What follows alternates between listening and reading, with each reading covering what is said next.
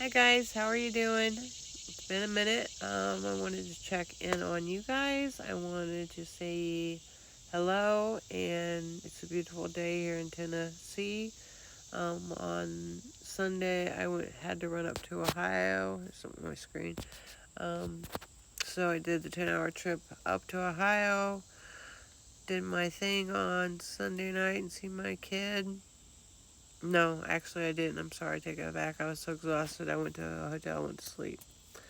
Monday I went and took care of some things that had to get done up there, and spent the night at my other son's on Sunday or Monday night. I had my final doctor appointment in Ohio yesterday, and drove back yesterday. So it's been a long couple days, but had to be done. How are you guys doing? Is everything going all right? I know this world is so messed up, and I know there's so many conflicting things that are going on with the news and with media and with YouTubers. I do want to say, please say a prayer out for Sebastian Rogers. Um, please say a prayer out for Dylan Rounds, Candace Cooley, Justin Rounds, and all of their families. I know the last few years have been awful on them, and God bless them for doing Dylan's legacy. It's very important, and it's going to help other people. Um, I did want to talk about Sebastian Rogers because honestly, I'm from.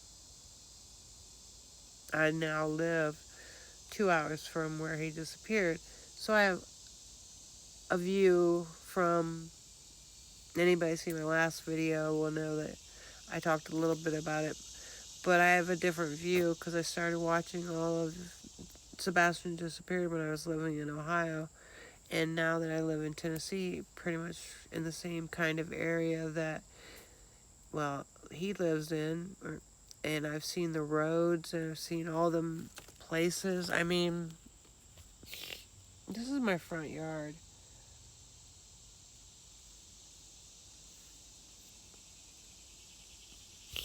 Just my front yard. My backyard is nothing but woods. And the elephant is in the room is that if anything happened to Sebastian bad, there are a million places that could, it could never be all covered.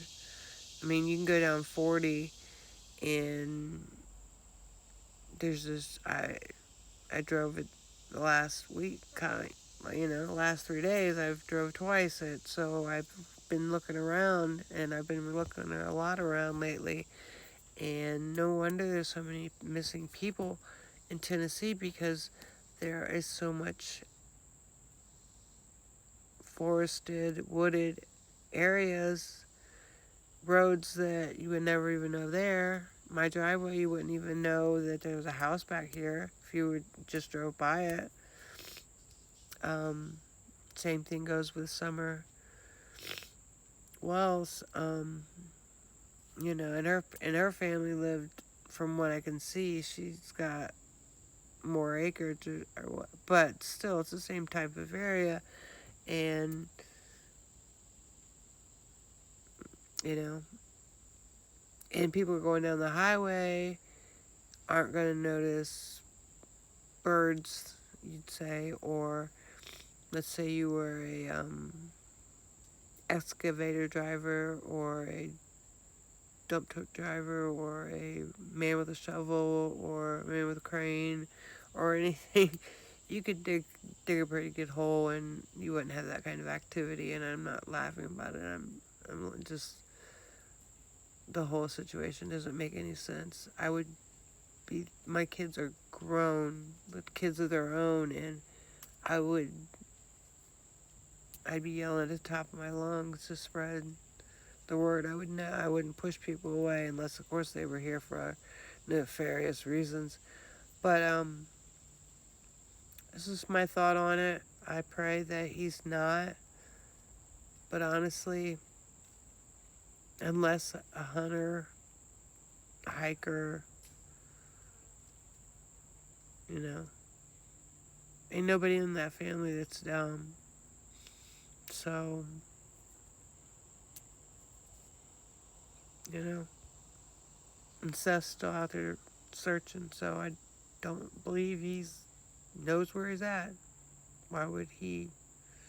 And I know they say they're private searches, and I know that, and I kind of get that because of all the chaos from everything, and there's certain YouTuber going to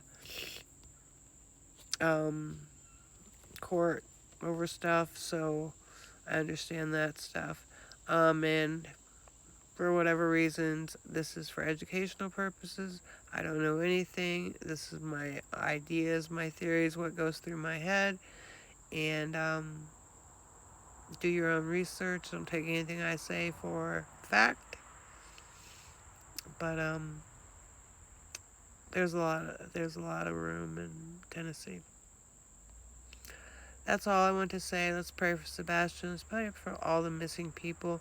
Pray for the divers that are out there and the searchers that are out there and the people that take out of their own time to look for these kids, adults, especially kids.